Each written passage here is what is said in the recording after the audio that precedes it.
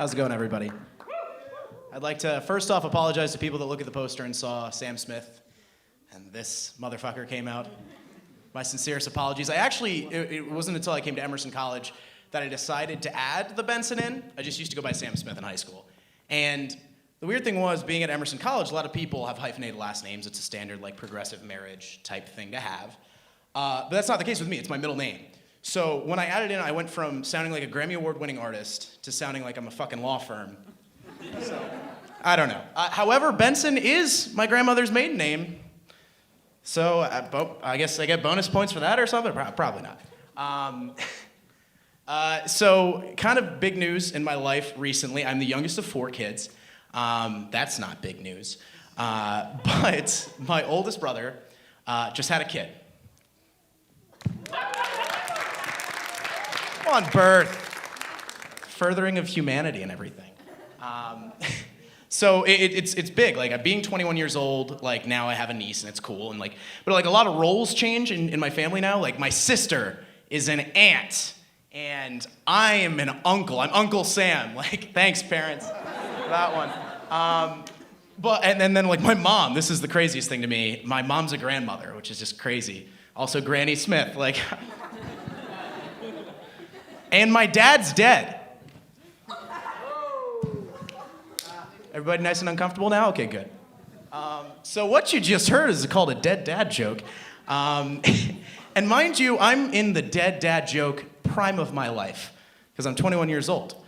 If I'm a 55-year-old stand-up comic and I'm still making these jokes, statistically speaking, it's not funny, because your dad should be dead at 55. So I'm trying to take advantage of it, people, you know? So it's actually a huge sign of trust to all of you to make this joke to all of you. And when I first came to Emerson College, I lived in an LB triple, which, if you guys are familiar with those, are like doubles, basically. And my roommate, Patrick, who's in the audience, that's Patrick, people. He was sitting on his bed. We were in a very tight room. He's sitting on his bed, I'm at my desk, and he's on his iPad. Mind you, we were at an art school, so he's probably trolling through the Birkenstock section of Pornhub, naturally. And I'm at my desk eating some Captain Crunch, and I pour myself a bowl, and I pour my milk in, and then I look at the side of the box, and it says, "Hey, Mom and Dad, this is how you log into CaptainCrunch.com, because you have to consent your parents if you're below the age of 13 to go online." Good rule to know. And I just look at Patrick, I look at the box, and I look back at Patrick, and I pull out a Sharpie marker, and I cross out Dad. Guess not. So yeah, it was a little bit jarring for him, I would say, but, bringing it back around to my dad passing, it's, what can you say? It was his fault. He died young. He died of lung cancer. He was a smoker, for the sake of this segue. So, I recently quit smoking. 3 weeks, yeah, pretty good.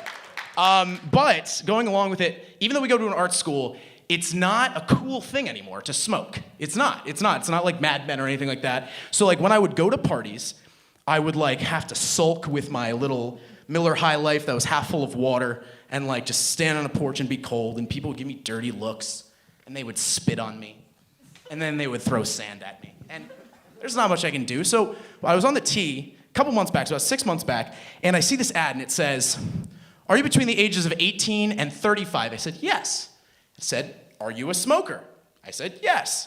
It says, "Do you suffer from a history of clinical anxiety or depression?" I was like, "Fuck yeah!" That's the first time anybody has reacted that way to that question, mind you.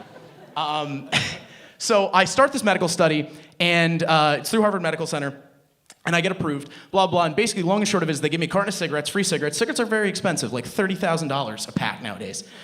So many researchers need to check that. But all I'd have to do is I would have to exchange my blood and pee, which I am trying to get rid of as fast as possible at this point,